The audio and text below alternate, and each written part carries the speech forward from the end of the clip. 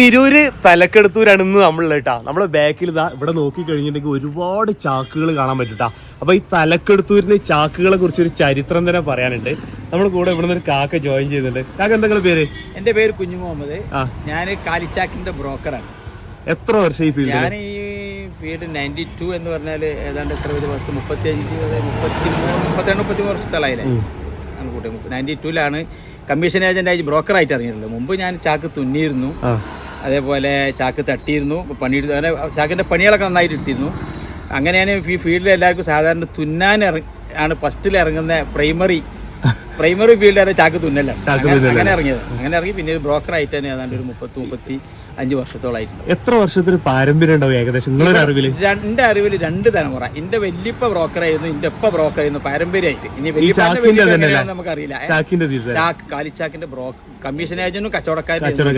വല്യപ്പ മാപ്പിയും കച്ചവടക്കാരനായിരുന്നു. ഇത് എവിടുന്നാണ് ഇത്രയും ചാക്കുകളൊക്കെ വരുന്നത്? ഇത്രയും ചാക്ക് എന്ന് പറഞ്ഞാൽ മലപ്പുറം ജില്ലയുടെ എല്ലാ മേഖലകളും ഈ അങ്ങാടിയിലായിരുന്നു വന്നത്. അതായത് ബസ്സിലിട്ടിട്ട് കൊണ്ടുവരും, ബസ്സുമ്മ കയറ്റിയിട്ട് അങ്ങനെ കൊടുത്തിട്ട് ഇവിടെ ഇഷ്ടം പോലെ ബസ് മഞ്ചേരി ഭാഗത്തുനിന്നൊക്കെ ബസ് വരുന്നത്. അത് അങ്ങനെ ഇവിടെ തട്ടിയിട്ട് അതിനിവിടെ ഇറക്കാൻ ഇഷ്ടം പോലെ ഏതാണ്ട് ഒരു 10-200 തൊഴിലാളികൾ ഇറക്കലും കയറ്റലായിട്ട്. അത്രയും തൊഴിലാളികൾ 32 കടകളുണ്ടായിരുന്നു.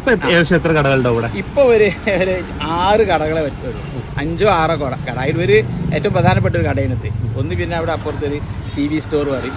ഇത് AP അഷ്റഫ് എന്ന് പറയുന്ന ആളാണ് ഇയാളെ.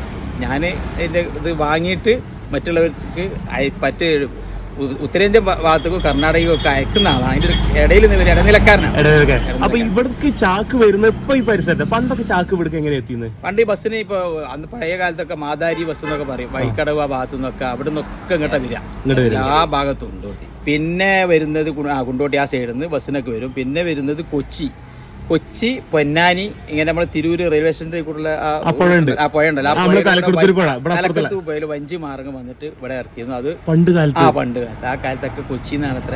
പിന്നെ ചാവക്കാട് കൊച്ചി ഭാഗത്തു നിന്നാണ് ഈ പുഴയിലൂടെയാണ് വരിക. പുഴയിലൂടെ തോണിക്ക് വന്നിട്ട് അങ്ങനെ ഇവിടെ ഇറക്കി. എന്നാലും ഇഷ്ടം പോലെ ആളുകൾക്ക് ഒരുപാട് ആളുകൾ തൊഴില് ഈ പരിസര പ്രദേശങ്ങളിലൊക്കെ ഈ ചാക്കുമായിട്ട് ആളുകളും ചാക്കുമായി ബന്ധപ്പെട്ടാണ് പോയ പ്രതാപമുള്ളവരാണ്. പൈസക്കാരൊക്കെ ചാക്കുന്നാണ് അവര് പ്രൈമറി തലം തുടക്കം ചാക്ക് തുന്നലും. ഇത്രയും ചാക്ക് ഇവിടെ വരുന്ന കാര്യം കിട്ടി. ഇതിന് പഴയ ആൾക്കാർ പറയാ അജ്മീർ എന്താണ് പിന്നെ അജ്മീറിലെ ചെമ്പ് മാതിരിയാന്ന് പറയാം. അത്രയും വലിയൊരു ബഹറാണ് അജ്മീറിലെ ചെമ്പ്. എത്ര ചോറ് വെച്ച് വാരി കൊടുത്താലും തീരൂല എന്ന് പറഞ്ഞു.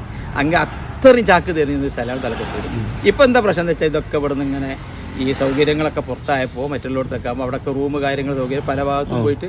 പിന്നെ മാത്രമല്ല ചാക്ക് ഇപ്പൊ ഇത് മാറിയിട്ട് പ്ലാസ്റ്റിക് ചാക്കുകൾ വന്നതുകൊണ്ടാണ് ഇതിന് പ്രതിസന്ധി വന്നത്. പ്ലാസ്റ്റിക് ചാക്ക് പിന്നെ രണ്ടാമത് നിറവില്ല. അത് അങ്ങനെ പിന്നെ ഒരു ഉപയോഗം കഴിഞ്ഞാൽ തന്നെ വേസ്റ്റ് ആയി. അതിന്റെ കോസ്റ്റും വളരെ കുറവാണ്, വില വളരെ കുറവാണല്ലോ. ഇത് പിന്നെ നല്ല ചാക്കൊക്കെ എന്ന് വെച്ചാൽ ഒരുപാട് ഉപയോഗം കഴിഞ്ഞാൽ അവസാനം നല്ല വലിയ വിലപിടിപ്പുള്ള കാറിൽ കയറിയിട്ടാണ് പോവുക. ഉഷാറായിട്ട് അവസാനത്തെ യാത്ര ചാക്കിന്റെ അത്രയും ഒരുപാട് ഉപയോഗങ്ങളാണ്. കോൺക്രീറ്റും ഇടാനാണ് ലാസ്റ്റ് എവിടേക്കാണ് ഇതൊക്കെ പോണത്? ചാക്ക് ഈ കേറി പോണതോ? ഇതിപ്പോ ഞാൻ കാര്യമായിട്ട് ചാക്ക് അയക്കുന്നത് അവിടുത്തെ ചോളം നിറച്ച് വരാൻ. കർണാടകയിലാണ് മെയിനായിട്ട് ചോളം നിറച്ചിട്ട് അത് ഫില്ല് ചെയ്തിട്ട് അവിടുന്ന് ഈ മറ്റേ ചോളം വല്ലതിനും ഉപയോഗിക്കാം. ഈ പിന്നെ എന്താ പറയുക, ഓർലിക്സ് മുതലിച്ച് കാലിത്തീറ്റകൾക്ക് നമ്മുടെ വിറ്റാമിൻ സാധനങ്ങളൊക്കെ ഉണ്ടല്ലോ, ഓർലിക്സ് പോലുള്ള സാധനങ്ങൾ, അതിലൊക്കെ എല്ലാത്തിനും ചോളം ഉപയോഗിക്കും. ഈ ചോളം ഉപയോഗിക്കുന്ന എല്ലാത്തിനും ചാക്കായിട്ട് വരാം. അപ്പൊ അതിന് വേണ്ടിയിട്ട് പണ്ട് പ്ലാസ്റ്റിക് ചോളത്തിന് വല്ലാതെ ഉപയോഗിക്കണില്ല. മറ്റേ ഗോതമ്പ് അരിയൊക്കെ അധികം പ്ലാസ്റ്റിക് തന്നെ വരുന്നത്. ഇപ്പൊ കർണാടക മുമ്പ് പോയിരുന്നത് പിന്നെ ഡൽഹി, പിന്നെ നാഗ്പൂര്, പിന്നെ നേപ്പാൾക്ക് വരെ പോയിരുന്നു. പഞ്ചാബ് ഹരിയാന, മെയിൻ പഞ്ചാബ് ഹരിയാന ഭാഗത്തുള്ള നെല്ലിന് കൊയ്ത്ത് തുടങ്ങിയാൽ ഫുള്ള് പിന്നെ നെല്ലല്ല പിന്നെ ഗോതമ്പിന് ഫുള്ള് പോയിരുന്നത് തലക്കെടുത്തുനിന്ന് പോയിരുന്നത് മെയിനായിട്ട്. അന്ന് അതിനുള്ള ഏജന്റുമാരുണ്ട്. ആ ഏജന്റുമാർ മുഖേന പോവാം. അത് ഹൈദരാബാദിലൊക്കെ വലിയ ഏജന്റ് ഉണ്ട്. നമ്മൾ അവർക്ക് കൈമാറിയിട്ട് അവരാണ് അങ്ങോട്ടൊക്കെ കൊടുക്കുന്നത്. ഉത്തർപ്രദേശിക്ക് പോകണ്ട്. ഇപ്പൊ എവിടേക്ക്? യുപിക്കല്ലേ? അത് സ്റ്റോറേജിനൊക്കെ നല്ലൊരു ക്വാണ്ടിറ്റി ഇതിലേക്ക് പോകുന്നുണ്ട്. അപ്പൊ ഒരുപാട് പേര് തൊഴിലെടുത്ത് തൊഴിൽ സാധ്യത മേഖല 32 കടകളുണ്ടായിരുന്നു ഈ തലക്കെടുത്ത്. ഈ ചാക്ക് എന്ന് പറഞ്ഞാൽ മെയിൻ ഇവിടെ. പിന്നെ കുറച്ചൊരു ഭാഗമുള്ളത് പട്ടാമ്പി, കോഴിക്കോട്, കുറച്ച് വടകരയില്, പിന്നെ ഇപ്പൊ ഇങ്ങനെ കണ്ണൂർ അവിടെ ഇവിടെ ഒക്കെ ഉണ്ട്, മുമ്പേ ഉണ്ട് ചെറിയ ചെറിയ കട, മെയിൻ തലക്കെടുത്തൂർ. ആ കേരളത്തിലെ ചരിത്രം ചാക്കിന്റെ നോക്കി കഴിഞ്ഞാല് തലക്കെടുത്തൂരായിരിക്കും അല്ലേ? തെക്കോട്ടുണ്ട്, കൊല്ലത്തുണ്ട്, തിരുവനന്തപുരം, അവിടെ കുറച്ചൊക്കെ എല്ലായിടത്തും ഉണ്ട്. Thank you. നമ്മളിവിടെ എത്തിയത് നൗഫലിന് വീട് പണി നടക്കുന്നുണ്ട് കേട്ടോ. അപ്പൊ ചാക്ക് വാങ്ങാൻ വേണ്ടിയിട്ടാണ്, കുറച്ച് വാങ്ങിയിട്ടുണ്ട്. അപ്പൊ എന്തായി? കോൺക്രീറ്റ് ഒക്കെ പെട്ടെന്ന് ഡ്രൈ ആയി പോകും. ഒരാൾ റെക്കമെൻഡ് ചെയ്താണ്, ഇവിടെ വന്നപ്പോൾ അതിന്റെ ചരിത്രം മനസ്സിലായി. ഇവിടെ വന്നാൽ ചാക്ക് കിട്ടും എന്ന് പറഞ്ഞല്ലേ? എല്ലാവരും പറയലുണ്ട് തലക്കെടുത്തൂർ പോയ ചാക്ക് കിട്ടും, തലക്കെടുത്ത് പോയ ചാക്ക് കിട്ടും. ഈ ഒരു ബണ്ടില് 275 275 റുപ്യ കേട്ടോ ഇത്രയും കിട്ടിയത്.